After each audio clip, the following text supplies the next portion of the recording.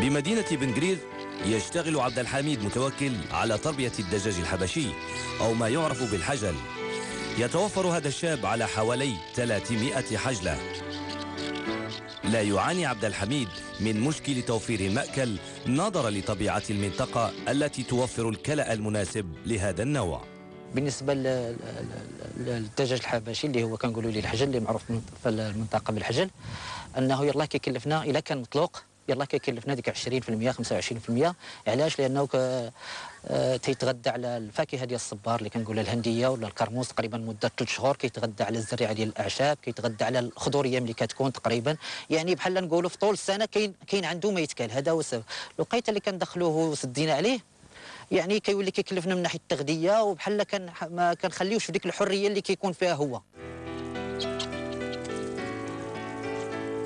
خلافا لباقي الأنواع الأخرى من الدواجن يتربى الحجل في الطبيعة. ما زال عبد الحميد محافظا على هذا المعطى المهم، حيث يقتات حجله بشكل طبيعي دون تدخل الإنسان، مما يعطيه صحة أحسن وجودة أكبر. بالنسبه للحجل اللي كاين هو انه سهل من الدجاج. علاش؟ لان عنده واحد الحيويه عاليه، كيقاوم الامراض، عنده واحد الجهاز مناعي قوي كيقاوم الامراض. امراضه قليله كاع، غادي نقدروا نقولوا في المنطقه كاع منعدمه، لان ما كاينش مصادر العدوى ولا شي حاجه من هذا القبيل. الادويه ما كنعطيوهاش ليه مقارنه بالدجاج وبالانتشار ديالو راه. وكذلك انه هو باقي غادي نقولوا باقي ما تدخلش فيه الانسان، ما غير ليه الجينات ديالو، باقي داك الحجل الطبيعي اللي الجهاز المناعي ديالو وقوي.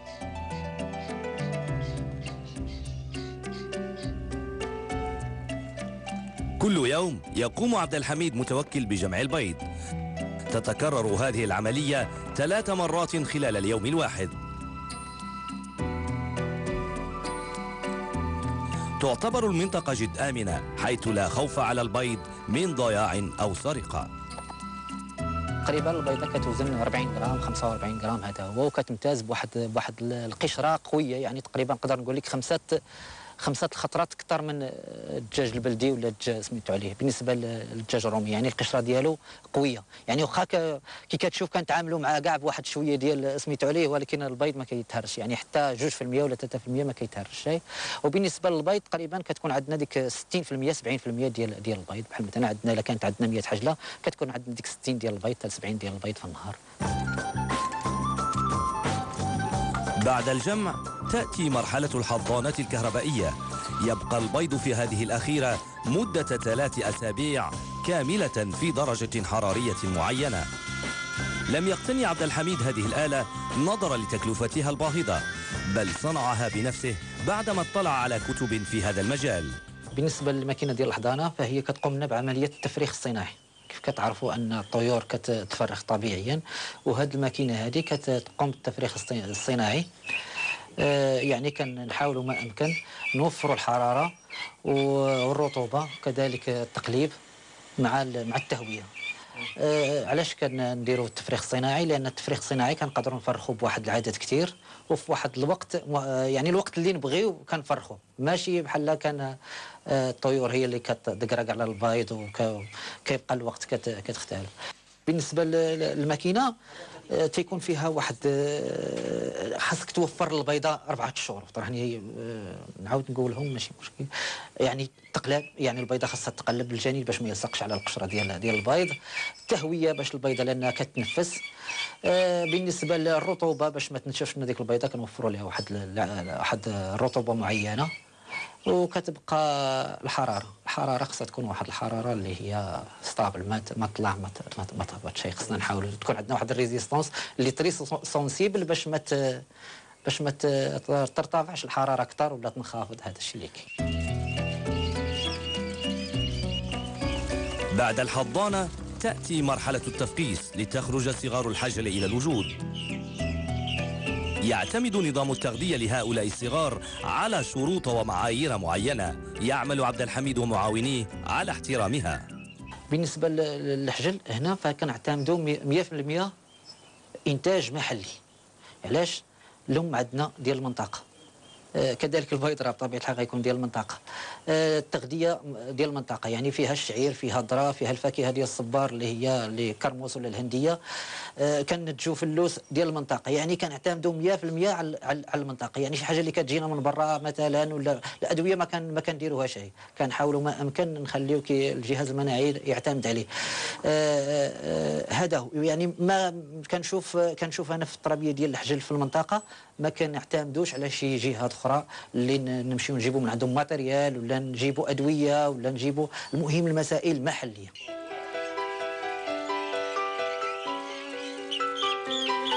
المرحلة الموالية البيع.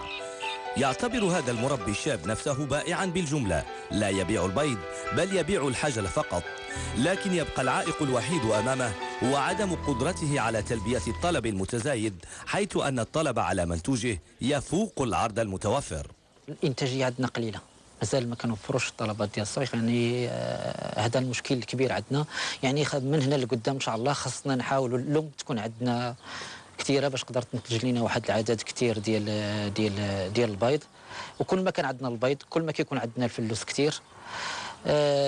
هذا من جهه. وثاني حاجه نحاولوا نديروا واحد الكوفار اللي هي كبيره، اللي تولي بحال هاد الكوفار كتهز لنا تقريبا الحضانه كتهز 2000 ما كافياش. كناملوا اننا نكبروا الحضانه بواحد تولي عندنا حضانه ديال 10000 او هذا الشيء اللي كاين.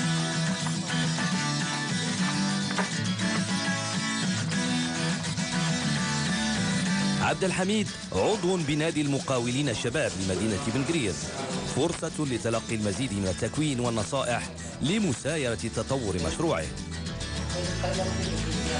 طموح صديقنا كبير، يسعى هذا المقاول الشاب إلى تضخيم هذا المشروع، حيث ينوي إنشاء اسطبل بمساحة كبيرة يجمع فيه كل مراحل الإنتاج. الطموح ديالنا كبير، وتنحاولوا باش نطوروا المشروع وما نبقاوش نبيعوا البانتاد فلوس، غنوليو نكبروه، نوليو نربيو البانتاد الشعر مده 90 يوم. ورحنا اليوم في صدد بناء واحد المحل باش نوليو نربيو مع الامكانيات. راه الامكانيات قليله، وقت ما بعنا شويه هذا الصغير باش نحاولوا نبنيو هذا الكوري مره كنزيدوا شويه، وكنقولوا حنا ان شاء الله من هنا لقدام راه غادي نقدروا نكملوا هذا الكوري. واخا تكون المشاكل واخا تكون الصيعه نحاولوا نتجاوزوها، وداك الشيء نحاولوا ندفعوا بسميتو عليه بهذا الانتاج هذا يعرفوه الناس، يعرفوا وحنا كذلك حنا نعرفوه عليه شي حويجات اللي باقيين كينقصونا. Alors, Martepo, une petite visite dans la région de Ben Grir, ça vous a fait plaisir? Tout à fait. Je crois que ce qui m'a marqué, c'est que c'est d'abord quelqu'un de Ben Guérir qui s'est dit mais c'est là qu'est ma famille, c'est là que sont mes racines, et comment je pourrais, moi qui ai de l'énergie et de la vitalité en moi, comment je pourrais faire pour y rester de façon active. Et il a créé quelque chose. Donc c'est ça qui est important, c'est effectivement de voir ces gens qui arrivent à relier, je dirais, leur passion, mais aussi avec le plus profond de leur être. Et il va loin en plus. Il va très loin.